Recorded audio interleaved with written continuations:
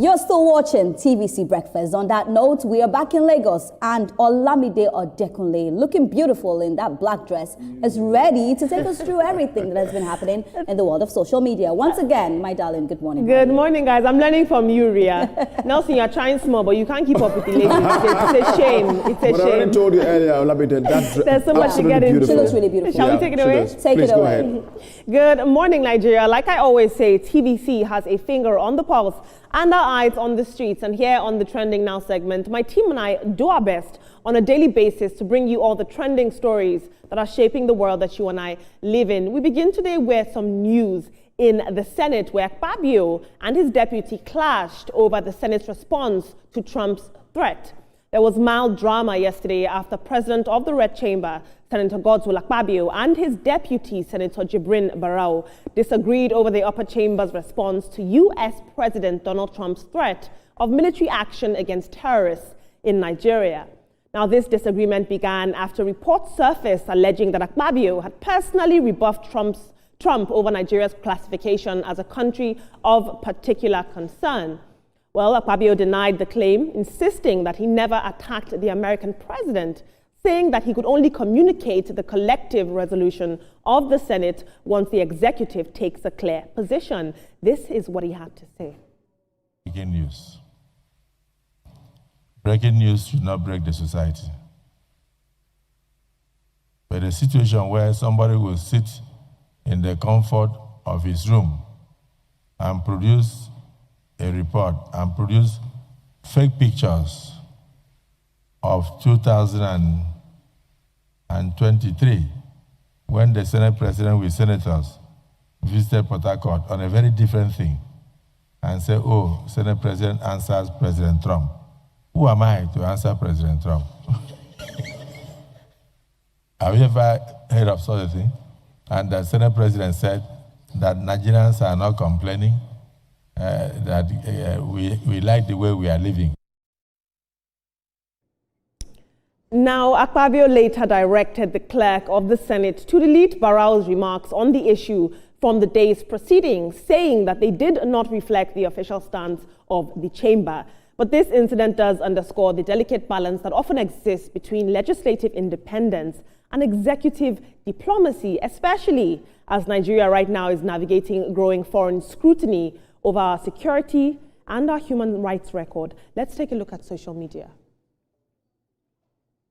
Zima says, Akpabio's plea is comedic, but also telling about political pressures in the chamber. Very short, very apt.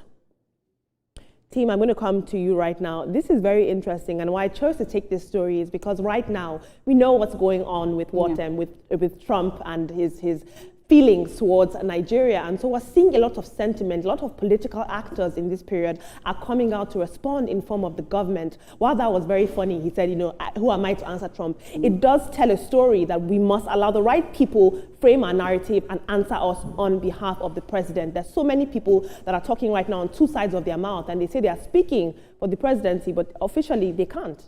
And so Akpabio took a very strong and respectful stance. But at the end of the day, even in the Senate, you can see the both of them are not saying the same thing, because he said one thing and his deputy said another thing. But then again, to Akpabio, what do you mean, who are you? You are our Senate president. We respect you. So, of course, you know, you shouldn't say who are you to, you know, answer President Trump. I didn't really like that statement. And also, it just shows something. That video, you know, what we played and what happened, it just shows that there is also something happening that we do not know about. Because if the Senate president is saying, who are we? Who is he? And then his deputy is saying that, you know, we are not afraid of Trump, then I'm wondering that where do we stand? But at the end of the day, we just want peace and tranquility in Nigeria. We do not want killings of our people, whether Muslim, whether Christian. Indeed. Maybe let's put it like this. Godswill Akpabio as a person maybe might not be able to answer President Donald Trump, but the Senate President Godswill Akpabio has every right within what is provided for him as the man who is in charge of the National Assembly to answer any government, you know, who says anything against or about the country. And so I think from that angle, he needs to understand the power that he wields as the Senate President of Nigeria. In fact, as a senator, let alone the Senate President. That speaks a lot. But Ria, if you remember, we were speaking to Kabiro yesterday, and he put some blame at the table of the National Assembly for not doing due diligence in helping, the security architecture to secure what he called investigative or information gathering, ability. And so the National Assembly needs to also understand that it's not just about the executive and the military, as it were now, but they also play a role to ensuring that the uniform agencies get what they need so that, like you said, we can have peace, not just in the north, but all over the country. And, Nelson, too, for his deputy saying that I'm not scared of Trump, we are a sovereign nation, and, we have our Senate president saying that, who am I? You're somebody, you're our Senate president. We hold you in high esteem, actually. That's right. Now, team, make no mistake about it. I truly believe that Godswill Akpabio knows the power that he wields in this country. So why did he make the statement? Let's for 1 second not think that he doesn't. I think if you ask me, what happened in that situation was that Jibrin Barau, his deputy, was getting very inflammatory. You want to handle this sort of thing, a response from the National Assembly with diplomacy, with tact, with facts, with a certain level of intelligence and skill. And so I believe that Jibrin Barau got very inflammatory and it was Akpabio curtailing him. But perhaps he overstated his own importance. Well, he could have put it in a better way, actually, absolutely. because now, Olamide, how do you go and start explaining this to everybody to understand? Because that is our Senate president, and people are looking looking up to him for policy to help shape this narrative. You're right. The floor of the National Assembly is the melting pot of all kinds of important conversations. And so if they can't have that on the floor, I wonder And where I'm even else. scared if our own Senate president is saying, who is he? Like, I'm wondering. So I think that statement wasn't put well. I get what you're trying to say, but he could have put it in a better way. Because do you now want to go and start explaining to Nigerians that this is why he said what he said? That's right. That's right. Absolutely. Perhaps he undermined his power in public perception, but let's move on. Please. Moving on, there's been a swirl of controversy after Senator Natasha Akpoti-Uduaghan alleged that her passport was seized by immigration officers at the airport, preventing her from traveling abroad yesterday. Now, the Kogi Central lawmaker, who only just days ago marked her second anniversary in the Senate with a series of constituency projects, went live on social media, live from the airport, accusing Senate President Godswill Akpabio of ordering the seizure of her passport. She described the incident to her watchers as a violation of her rights and an attempt to restrict her movement. Take a look at the exchange between her and airport officials. Have I committed any offense? Why are you withholding my passport? Hello, fellow Nigerians. Good morning. This is Senator Natasha Akpoti-Uduaghan. Having completed my celebration of my second year in office, I decided to take a week off. So I'm at the airport here, and my passport is being withheld again. The same thing happened last time where my passport was seized. I have committed no offense, and there is no order from the court to withhold my passport and deny me traveling. The last time this happened, the officer in charge told us that the Senate President, Godswill Akpabio, instructed them to withhold my passport and prevent me from traveling because he said each time I travel out of the country, I smear the country's image by granting interviews out in international. In a swift response to this, the Nigerian Immigration Service has denied the claim, insisting that no passport was withheld. Spokesperson Akinsola Akinlabi told a popular news outlet that the encounter was a routine procedure and that the senator was, in fact, cleared to travel shortly afterwards. This is very interesting. Let's take a look at social media. I'll take 2 tweets on this. Professor Enakena says, and he's got a PhD, he says, the Senate President does not possess executive authority over agencies like the Nigerian Immigration Service. The NIS falls under the executive arm of government, specifically supervised by the Minister of Interior. The Senate President's powers are primarily legislative and administrative within the Senate. These powers include presiding over the Senate, maintaining order, constituting committees, and representing the National Assembly. And he also added, the fact that the passport was reportedly released shortly after the senator went public suggests that the officials who carried out the order recognized the action was unlawful and unsustainable under public scrutiny. Senator Akpoti-Uduaghan has indicated that she plans to seek legal redress, which is the proper channel to challenge such an alleged abuse of power. Ooh. I don't know where to begin. She came out, she said, her passport is being held. They're accusing her that every time she travels out of the country, she demarcates Nigeria. She said her passport was seized. She said her husband was cleared in a matter of 20 seconds, but her clearance somehow took over 30 minutes. That is very interesting. As you saw, the spokesperson for the Nigerian Immigration Service said, we never seized her passport. It was a routine search, and she's been handed over her passport. But my question is, in that exchange, why didn't the NIS officials, while the matter was escalating, say, ma, it is routine procedure. Please just give us a moment. That could have easily diffused the situation. On social media, you're getting people saying in Nigeria, you have to match craze for craze, because people are saying, if she didn't go live, the story could have been very different. But what do you make of it? Olamide, when it comes to Natasha, I'm very careful, but I think she needs to calm down a little bit, because in that same video you're talking about, I watched it yesterday evening, you could see how the people were talking to her calmly. There was even a woman, telling her that please just hold on. It wasn't the video, I saw it. I think that the thing that is fast to go on, you are fast to put it on social media, fast to blame Akpabio. I'm not blaming anybody here, but I'm just saying that she needs to calm down. At the end of the day, she still got to travel. So the hula baloo and everything with Natasha, sometimes it just gets out of hand. Natasha Akpoti-Uduaghan needs to know that she is now Senator Natasha Akpoti-Uduaghan. And so the respect that is required of the office of a senator makes you do things a little bit differently.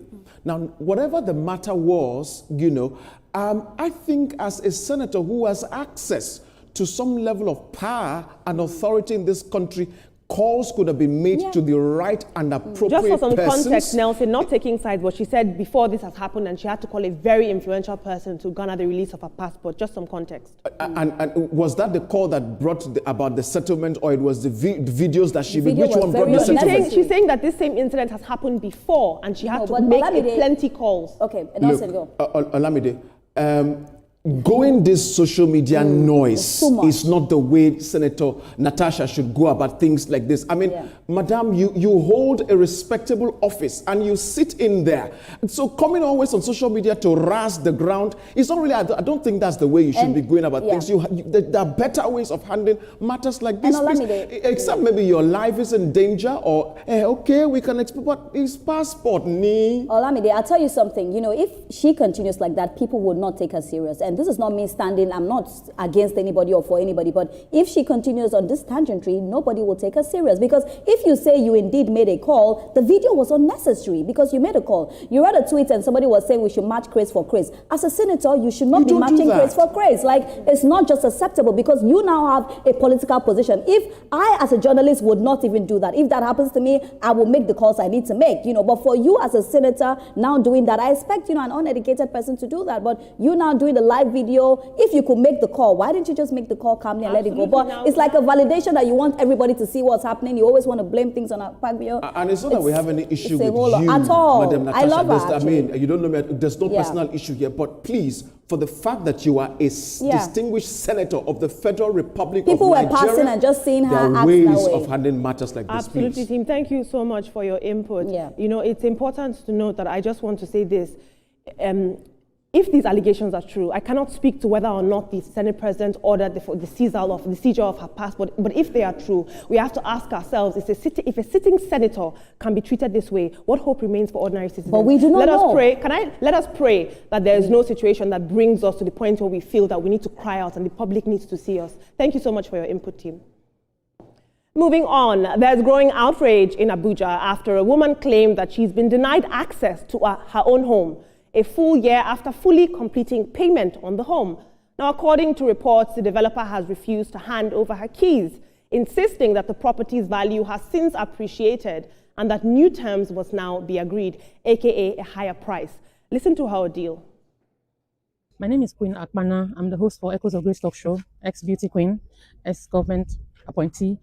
And today, this is a Royal Palma Estate in Uye, Abuja. I paid for a property here 1 year ago, and the developer of the property has refused to give me my property because after 1 year, the property has appreciated. He's gotten other offers, so he wants to cheat me out of my property. He started by intimidating and threatening to refund my money, and he said they are going to less my money by 10% for administrative charges. And life is already leading me 1-0. I know how hard I work every day of my life. Even as a single parent, I know. The case has sparked public anger, with many describing the act as exploitative and a reflection of weak regulation in Nigeria's booming real estate sector, where several buyers, particularly women, continue to face harassment, sudden price changes, and fraudulent developers. Advocates are now calling for stronger oversight and swift intervention from the Federal Competition and Consumer Protection Commission and the Real Estate Regulatory Council to protect buyers and restore some sort of public confidence in property investments across the capital. Let's take a look at social media. I'll take 2 tweets. Illumina says, stop paying for off-plan projects. You guys don't learn from others' experience. Nigeria's economy is too volatile for off-plan projections. Even an honest developer will find themselves underwater with these foreign exchange fluctuations. And Ishiagu tagged the police. Team, I'm going to come to you right now. You know, Ria, I really want you to speak to this. Several times we are seeing that females, because she's a female, you know, she lives alone, she has experience on this issue. You know, oftentimes as women, we are often seeing that women are disenfranchised in the property market. If it's not our rent being hiked, it's us even struggling to get accommodation in the first place. And it seems like right now, nobody's coming to help this woman. And it's important that we use our voice to amplify situations like this. No more disenfranchisement for women property owners. And I'm happy that you brought the story up, you know, so that people get to hear about it a whole lot. It is a very sad one, and I'm happy that she came out to cry. This cry, I'm happy that she came out to do it. At least more people can hear her, because it happens to women a lot. So I'm happy that she brought this to social media, because people will now, I see a lot of comments of people saying that, oh, we've gone through this has happened to us as well. Olamide, I agree with you, it's very difficult. Even in houses that we stay, you stay in the house 8 million, you wake up and they tell you that the rent of the house is now 16 million. You know, the landlords, the landladies, they are not even thinking about what you're going to do. And as a female, even to buy a house is quite difficult. But then again, this offshore thing, I really do not agree with it, because like you said, it's very volatile in Nigeria. The other day we saw Sujimoto crying, you took this amount of money, you cannot do it because prices are now high. No, it's the truth. So I never believe in that. Even when I wanted to get I said, if I don't have money to just buy it, I'm not going to do, you know, off plan, because I do not know what will happen in future. But I'm happy that she came out to cry. I pray that more people can listen to her, especially women. Women really suffer from this. Even landlords will tell you that I don't want to give you a house. Where are you working? What are you doing? Like, the questions are just a whole lot. If she paid for her house, it's a matter of documents and papers. Oga, give her her house. If the agreement was 1 naira and she paid the 1 naira, what's your business if the house then appreciates 50 years or 1 day after? That's not your, so going around this issue, no. And it's good that she brought this out so that the relevant authorities can chime in on this and help her reclaim her property. It is her property. Yeah. Give her her rights. Give her. Absolutely. Thank you so much for your input, team. We'll be following this story very closely. Moving on into the world of entertainment meets politics and law enforcement. Popular Lagos socialite Pretty Mike has come under fresh scrutiny as the Federal High Court in Lagos has ordered the interim forfeiture of a nightclub that's linked to him, Proxy Nightclub. Now, according to court filings, a venue located on Akin Adeshola Street in Victoria Island was allegedly used to store and distribute illegal substances, including nitrous oxide cylinders and cannabis. Now, the National Drug Law Enforcement Agency, the NDLEA, made the request for the forfeiture of Proxy Nightclub, and the court has fixed January 28th, 2026 for further hearing. Because it's still an ongoing case, we are not going to go into the details and the matter of that case, but I'll take one tweet. I Occupy says, make we reason am small. Nobody don't show conviction. Nobody don't present evidence. Yet them don't collect personal property. How that one take make sense? Now go store drugstore dey there, or now go sell them. See, I know they support drugs at all, and I know even send Pretty Mike like that. But this one, no be justice. Now show of power without proof. You know if he just sees property because of allegation, we never reach conviction. Very eloquent. Now moving on, time is of the essence.